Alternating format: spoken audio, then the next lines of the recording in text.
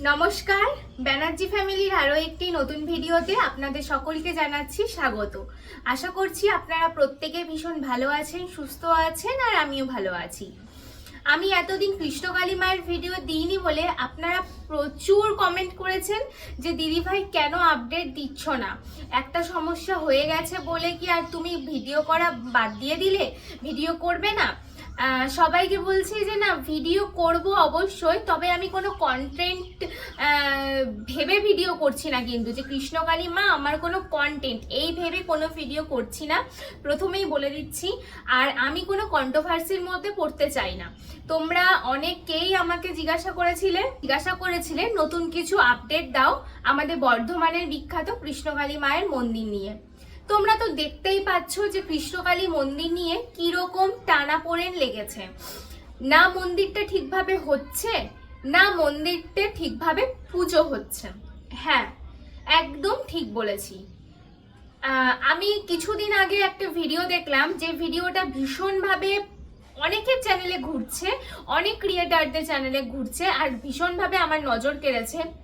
যে একটা video clip, যে মায়ের ঘর থেকে নারকেলটি বারবার করে পড়ে যাচ্ছে, মায়ের ঘর থেকে ফলটি পড়ে যাচ্ছে, তো সেটা বারবার করে আবার নারকেলটা যথারীতি ঘটের মধ্যে রেখে দেওয়া হচ্ছে।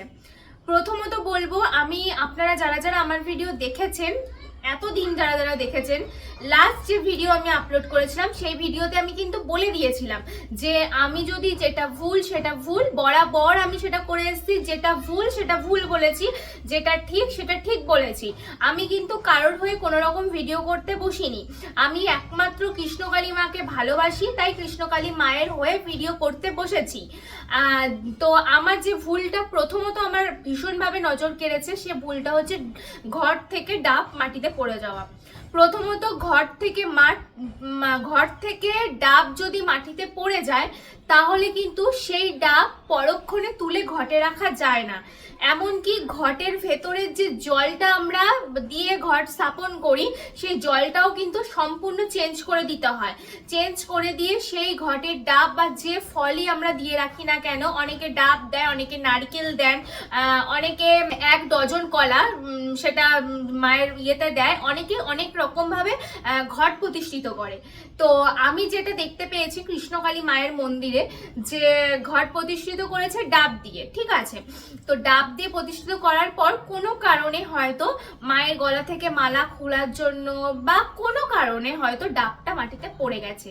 কিন্তু ডাবটা পড়ে গেছে সেটা অ্যাক্সিডেন্টলি হয়েছে, ঠিক আছে, সেটা হতেই পারে।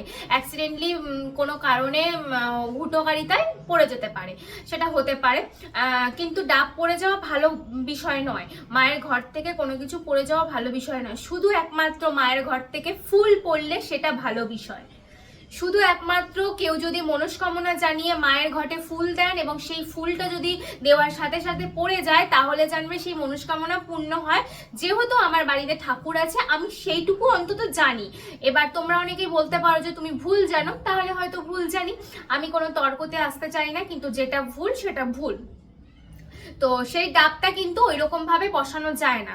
ডাব সম্পূর্ণভাবে আবার নতুন ভাবে অভিষেক করতে হয়। অভিষেক করার পর কিন্তু সেই ডাব, সেই ঘট আবার নতুন ভাবে স্থাপন করতে হয়, দিয়ে বসাতে হয়।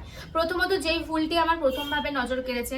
আর দ্বিতীয়ত যেটা আমার আরো বেশি বাজে লেগেছে, সিঁদুর হচ্ছে আমাদের পবিত্র জিনিস।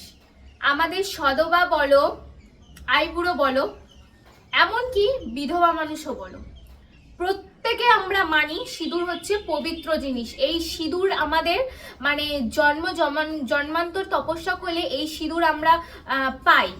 আমি কিন্তু সেটাই জানি। এই সিঁদুর হচ্ছে কি বলবো, আমাদের কাছে পরম পাওয়া, আমাদের একটা বিবাহিত মেয়ের কাছে পরম পাওয়া। কোনো দিনও একটা সিঁদুর এইভাবে ছুঁড়ে ফেলে দেয় না। এটা কিন্তু আমার খুব খারাপ লেগেছে।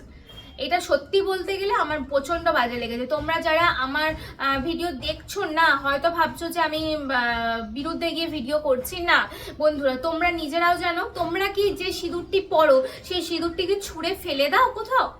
ছুঁড়ে কোথাও রেখে দাও না, সুন্দরভাবে একটা জায়গায় যত্ন করে রেখে দাও। সিঁদুর হচ্ছে সবসময় যত্ন করে রাখার জিনিস, সিঁদুর কিন্তু ফেলে দেওয়ার জিনিস নয়।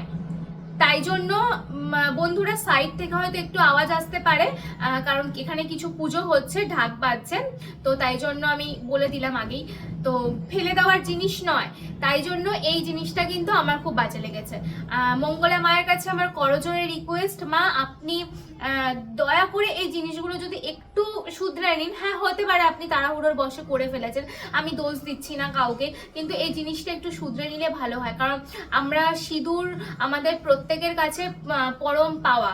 সিঁদুর আমরা হাজার জন্ম তপস্যা করলে আমরা কিন্তু সিঁদুর পাই। সিঁদুরের সম্বন্ধে যদি ডিটেলসে জানতে হয় তাহলে কিন্তু একটু আপনাকে আধ্যাত্মিক লাইনের বইগুলো দেখতে হবে, এটুকু বলতে পারি। আর আপনারা যারা আপডেট চাইছিলেন কৃষ্ণকালী মায়ের মন্দিরে, আমি খুব শীঘ্রই সেই আপডেট নিয়ে আসব।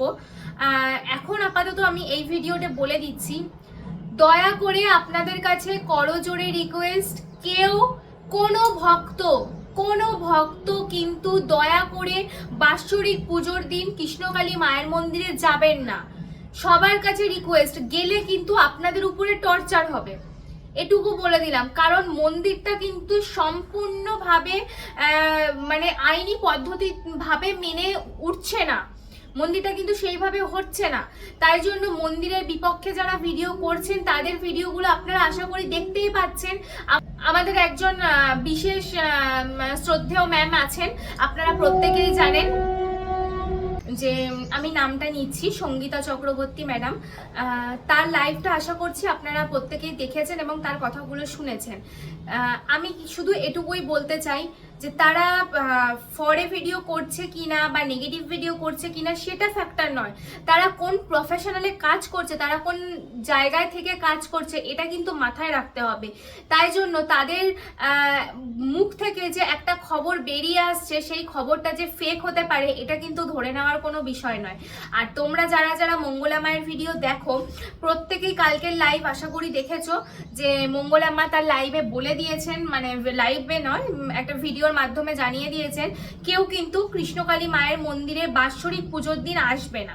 কারণ যদি এসেছো তাহলে কিন্তু হতেই তো পারে কোনো একটা ঝামেলার সৃষ্টি হলো, আর তোমরা যারা যারা দূর থেকে আসলে কষ্ট করে মায়ের মন্দিরে পুজো দেখার জন্য, তাদের উপরে টর্চার হলো, হয়তো তাদের কোনো ক্ষতি হয়ে গেল। তাই সবার কাছে রিকোয়েস্ট এটুকুই যে কেউ অন্তত কৃষ্ণকালী মায়ের বাৎসরিক পুজোর দিন আসবে না, সেদিন কিন্তু মন্দিরে এক বিশাল ঘটনা ঘটতে চলেছে। তাই জন্য দয়া করে বলছি কেউ এসো না মন্দিরে, কেউ এসো না, এখন আসলে কিন্তু বিপদ ঘটবে। হতে পারে যে তোমরা আমার এই ভিডিওটি, যেহেতু কৃষ্ণকালী মায়ের ভিডিও ক্লিপ নেই তাই তোমরা বেশি মানুষ দেখবে না, কিন্তু না দেখলে মিস করবে। আমি আজ থেকে কোনো কৃষ্ণকালী মায়ের মন্দিরে বা মঙ্গলা মায়ের কোনো ভিডিও ক্লিপ কিন্তু ইউজ করব না। কারণ উনি একজন পূজারী মানুষ হয়ে, আমার মাতৃতুল্য উনি পূজারী মানুষ হয়ে, তিনি কিন্তু আজকে একটা আমার মনে হয় ভুল করে ফেলেছেন। কি ভুল জানো? একজন মানুষের ভিডিওতে স্ট্রাইক মেরেছেন, এটা কিন্তু ঠিক হয়নি। একটা মানুষের একটা চ্যানেল হচ্ছে স্বপ্ন। তাই মঙ্গলা মায়ের কাছে করজোড়ে রিকোয়েস্ট, মা আপনি হয়তো কিছু বুঝে স্ট্রাইক মেরেছেন, কিন্তু আপনার কাছে রিকোয়েস্ট আপনি দয়া করে সেই স্ট্রাইকটি তুলে দিন। একটা চ্যানেল একটা মানুষের কাছে তার স্বপ্ন, তার নিজের একটা সন্তানের মতো, তাই দয়া করে তুলে দিন। কারণ তারও কষ্ট হচ্ছে, সেও চ্যানেলটা একটু একটু করে তিল তিল করে বাড়িয়েছে। আপনার পক্ষে বিপক্ষে তো বহু মানুষ ভিডিও করছে, আমিও সেরকম করেছিলাম পক্ষে ভিডিও, কিন্তু আপনি সেটা ভুল বশত আপনি ভেবেছেন যে আমরা বিপক্ষে ভিডিও করেছি, কিন্তু সেটা ভুল। আপনার সময় হলে আপনি ঠিকই বুঝতে পারবেন।